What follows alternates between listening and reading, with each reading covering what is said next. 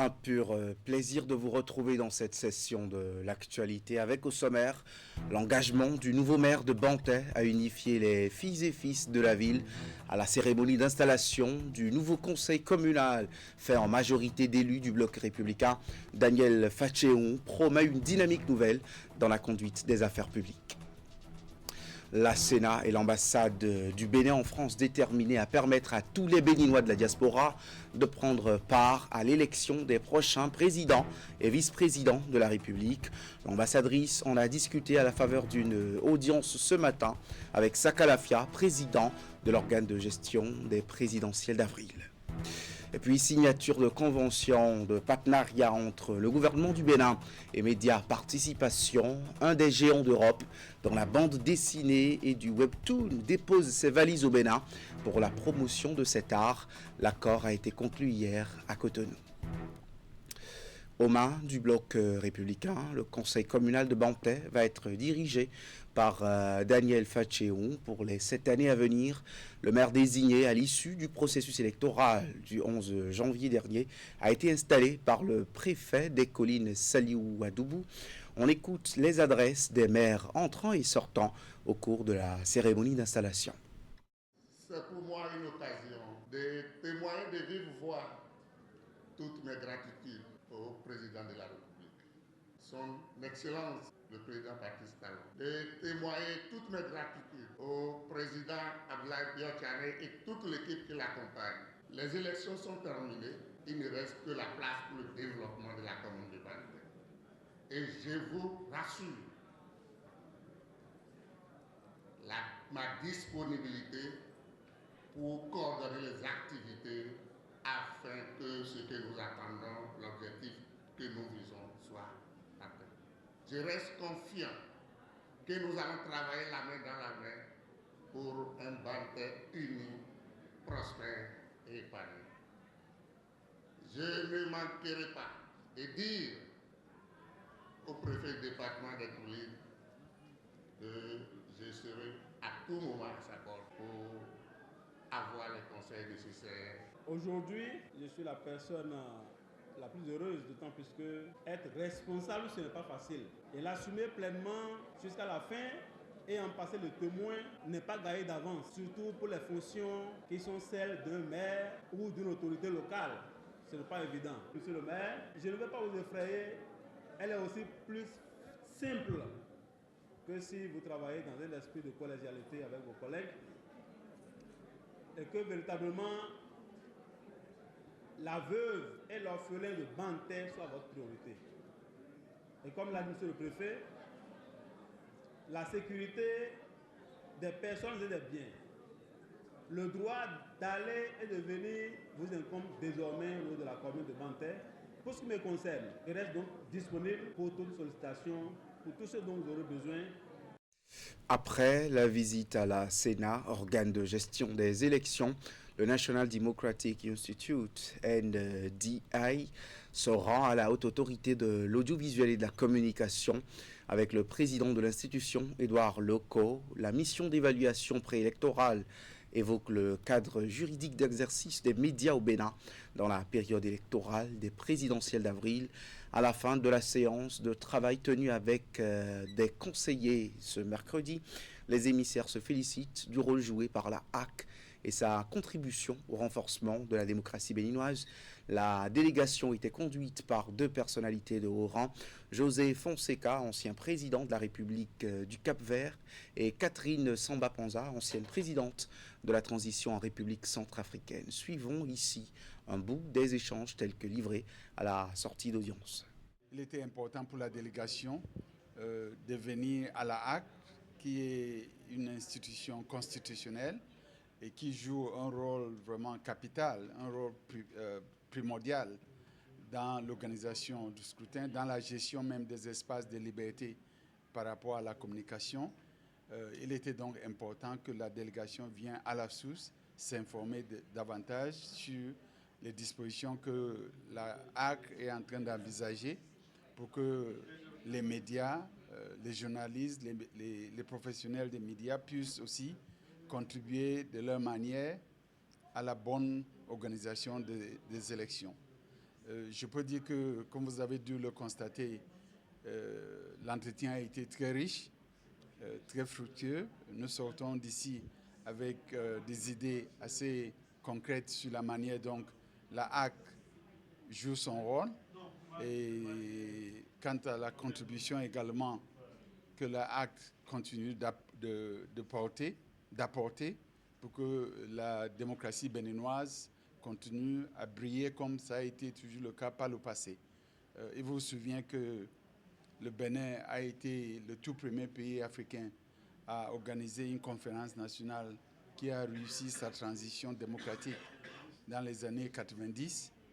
Et le choix, l'espoir des Béninois que nous avons rencontrés, mais aussi des autres Africains comme moi et d'autres membres de la délégation, est que notre espoir est que le Bénin va continuer à jouer son rôle de leadership dans la sous-région et sur notre continent. Toujours dans le cadre des préparatifs des élections présidentielles d'avril prochain, le président de la Commission électorale nationale autonome a reçu ce matin l'ambassadrice du Bénin en France. Ils ont échangé au sujet de l'organisation technique et pratique du scrutin qui pointe à l'horizon en vue de permettre à tous les Béninois de la diaspora d'y participer.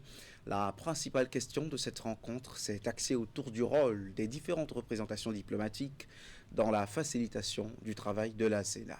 Je vous propose de suivre un extrait des propos de Corinne Amaury-Brunet au sortir de ces échanges avec Saka Lafia et son équipe. La question principale, c'était effectivement de pouvoir permettre à la diaspora béninoise qui réside dans toute la juridiction de l'ambassade du Bénin en France, de pouvoir les informer sur les dispositions pratiques et l'organisation du prochain scrutin. Vous savez qu'il y a eu une première partie faite l'année dernière sur la mise à jour des centres de vote des Béninois pour pouvoir leur permettre effectivement d'être inscrits sur les listes électorales. Et donc là, l'idée, c'est de pouvoir les informer pour savoir comment va se dérouler le scrutin qui est donc principalement organisé par les équipes de la Sénat. Les dispositions sont essentiellement pratiques. C'est important de retenir que c'est vraiment la Sénat qui organise le scrutin électoral. L'ambassade va simplement mettre à disposition les locaux et faire en sorte que la Sénat puisse s'installer de la manière la plus confortable possible. Et la grande responsabilité des représentations diplomatiques, c'est l'information des compatriotes sur l'organisation pratique quand ils doivent se déplacer, de quelle heure à quelle heure ils pourront exercer leur droit de vote. Voilà, c'est essentiellement pratique. Il faut savoir que le premier travail était le travail effectivement sur les listes électorales qui a été notamment organisé par l'ANIB, qui est la mise à jour des centres de vote. Vous avez tous été au courant de la grande campagne entre le mois d'août et le mois de septembre sur la mise à jour des centres de vote pour les Béninois résidant dans le territoire, mais aussi pour les Béninois résidant à l'étranger. Ça, c'est la première étape. Et après, il y a l'étape de la publication des listes électorales. Et sur la partie organisation, la Sénat est aussi rodée à l'exercice, puisque, comme vous l'avez dit, ce n'est pas le premier scrutin présidentiel qui est organisé à l'étranger. Donc, rassurez parfaitement. C'était un échange très, très intéressant et fort utile. Dans un autre versant de l'actualité, encore un nouveau diplomate accrédité au Bénin, l'ambassadeur extraordinaire et plénipotentiaire des Philippines près le Bénin avec résidence à Abuja était ce matin au cabinet du ministre des Affaires étrangères. Il a présenté à Olusegun Ajadi Bakari les copies figurées de ses lettres de créance. Les discussions à l'occasion ont porté sur la redynamisation des liens d'amitié et de coopération entre le Bénin et les Philippines, un acte qui témoigne de la bonne santé des relations entre les deux États. Voici l'essentiel à retenir de cette audience avec Ingrid Day et Ouliat Sanoussi. Mère Solé Melehor est accueillie ici avec les honneurs dus à son rang. Le nouvel ambassadeur extraordinaire et plénipotentiaire des Philippines près le Bénin, avec résidence à Abuja, est allé présenter les copies figurées de ces lettres de créance au ministre des Affaires étrangères, Olusegun Ajadi Bakari. Au menu des échanges, la redynamisation de la coopération diplomatique entre les Philippines et le Bénin. Le diplomate est né le 25 janvier 1970. Il est titulaire de 2 licences professionnelles, respectivement en technologie médicale et en droit, à l'université Silliman en 1991 et en 1995, puis de 2 maîtrises obtenues en santé publique respectivement à l'Université de Silliman en 1996 et en sciences sociales de la santé à l'Université de La Salle en 1999. En 2002, il fit son entrée au ministère philippin des Affaires étrangères en qualité d'agent du service extérieur avant de devenir ministre de carrière en 2016 et chef de mission de classe 2 en 2022. Il a servi dans plusieurs missions diplomatiques philippines où il occupa divers postes entre 2005 et 2020. Troisième secrétaire et vice-consul, puis premier secrétaire et consul à l'ambassade à Singapour. Deuxième secrétaire et consul à Prague, en République tchèque, puis consul général adjoint à Milan, en Italie. De 2011 à 2013, il a été directeur de l'Europe. Secrétaire adjoint, Melehor occupait depuis 2021 le poste de directeur exécutif au sein de la direction des ressources humaines au ministère des Affaires étrangères avant sa nomination en qualité d'ambassadeur extraordinaire et plénipotentiaire près la République du Bénin avec résidence à Abuja. Actuellement en cours à l'hôtel de ville d'Abomey-Calavi, la cérémonie de passation de charge entre le maire sortant Angelo Arwandjinou et le maire entrant Nathanaël Coty à 18h53 précise. Le préfet Alain Auron, là, préfet de l'Atlantique par intérim, a fait son entrée dans l'enceinte de la mairie. Le préfet qui a été accueilli par le maire sortant. La présence des têtes couronnées, dignitaires religieux et d'autorités politico-administratives a été notée. Précision à suivre dans les éditions à venir. Eh bien, l'Agence nationale de normalisation, de métrologie et du contrôle qualité ANM rappelle les acteurs du secteur pétrolier à l'ordre. Le directeur général incite les responsables des stations-service au respect des textes régissant l'activité en insistant sur l'intérêt de leur application. Ceci au regard des dysfonctionnements notés lors des dernières descentes inopinées effectuées par les contrôleurs de l'ANM. Voici la substance de la rencontre avec Virgile Rodéon. Cette rencontre entre les responsables de stations-service et l'Agence nationale de normalisation, de métrologie et du contrôle qualité est inspirée des nombreuses descentes surprises effectuées en 2025 par l'ANM. Lesquelles descentes ont révélé plusieurs cas de disproportion entre la quantité de carburant servi à la pompe et celle qu'affiche souvent le compteur. Le constat est sans appel, les règles métrologiques ne sont pas respectées par les promoteurs de stations-service. Et ce comportement entame la confiance des consommateurs et met à mal la crédibilité du marché pétrolier. L'Agence nationale de normalisation, de métrologie et du contrôle qualité, qui a pour mission de veiller à l'application des tests réglementaires relatifs à la conformité des instruments de mesure, entend donc inverser cette tendance. Je tiens donc à rappeler que l'utilisation des instruments de mesure non conformes expose leur utilisateur à des sanctions pécuniaires et pénales prévues par la réglementation en vigueur dans notre pays.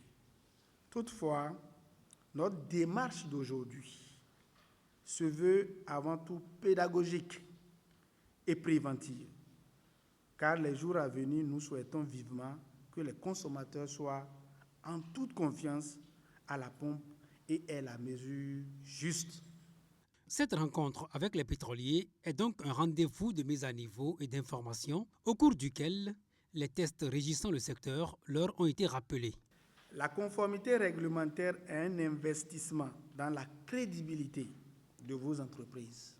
Elle protège vos activités, sécurise vos relations avec les consommateurs et renforce l'image du secteur pétrolier dans son ensemble.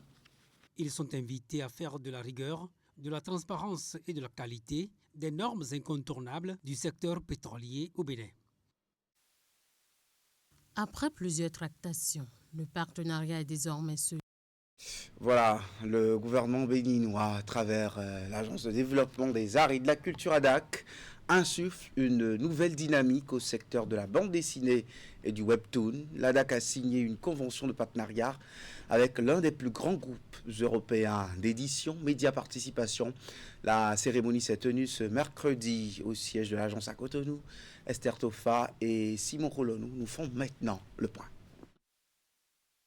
Après plusieurs tractations, le partenariat est désormais scellé. L'Agence pour le développement des arts et de la culture, ADAC, enclenche à travers cette signature le processus d'une révolution de l'industrie de la bande dessinée et du webtoon au Bénin. En entrant dans ce partenariat avec Média Participation, nous arrivons à mettre à disposition de la formation, à mettre à disposition également de grands groupes d'édition capables d'éditer des œuvres de créateurs béninois, mais également capables de diffuser, de rendre accessibles les œuvres déjà existantes de maisons d'édition typiquement béninoises par le truchement de la co-édition. Et donc nous sommes ici pour trouver des sujets et des idées. Le Bénin est riche de son patrimoine culturel et de son histoire, et nous sommes intimement persuadés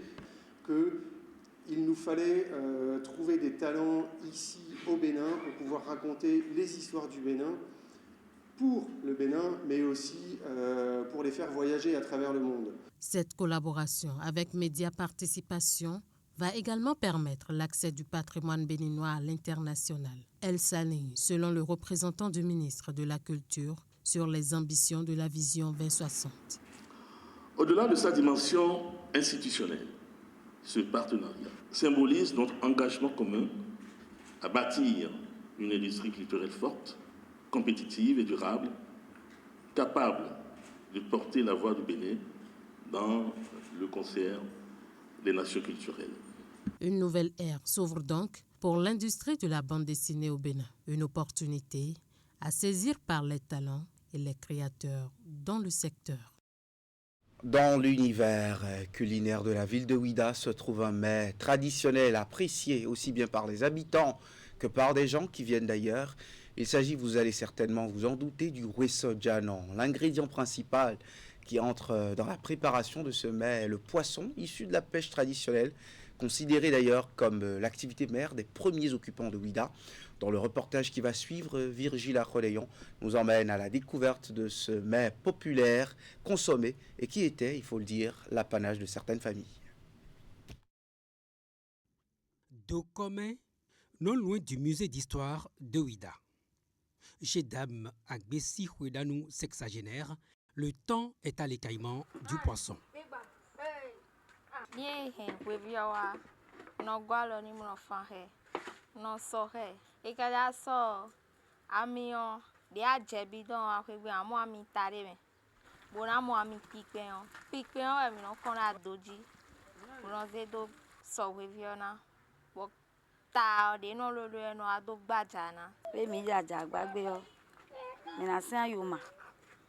Takin kuku, timati, tegon, ouan kunle, na fia sin takin mana ruzu, bo isin sime, to mana zami da doji bo bede, na je dindaji, kakabela nja. Le hueso llano, plat traditionnel et historique de la ville de Ouidah, tire son origine de la principale activité des premiers à s'installer ici, la pêche. Aujourd'hui, la plupart de ceux qui perpétuent cette tradition culinaire, comme Agbessi Huedanou, qui le fait depuis 40 ans, l'ont reçu en héritage de leurs grands-parents.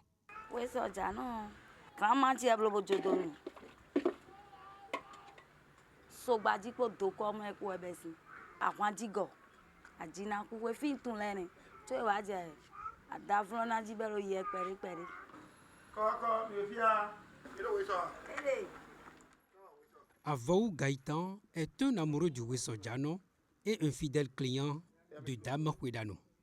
Il vient se faire servir comme d'habitude.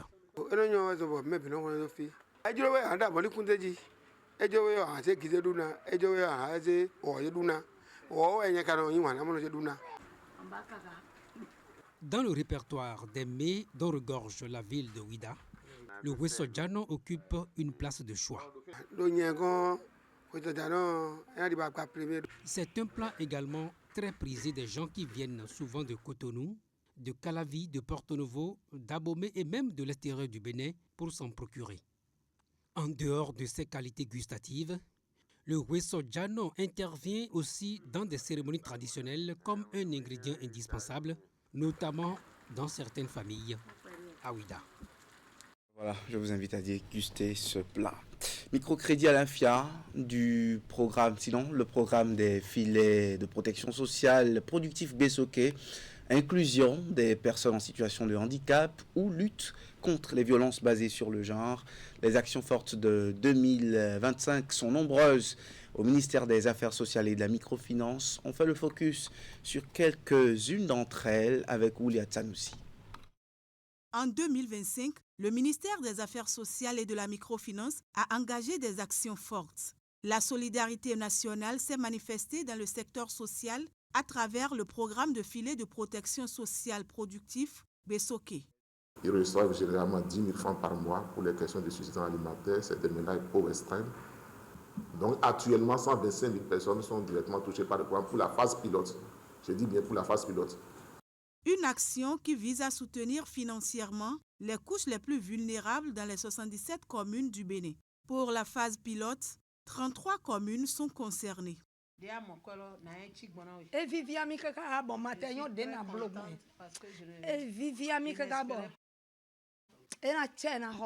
J'ai trouvé l'argent, j'ai vu que les gens nous ont amené un peu de manger avec les enfants.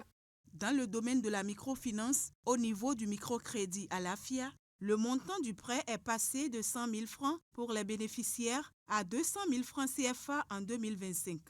Au titre de 2025, le montant décaissé sur le microcrédit à l'AFIA est la seconde meilleure performance depuis 2020, pour un total de 12 80 655 000 francs CFA.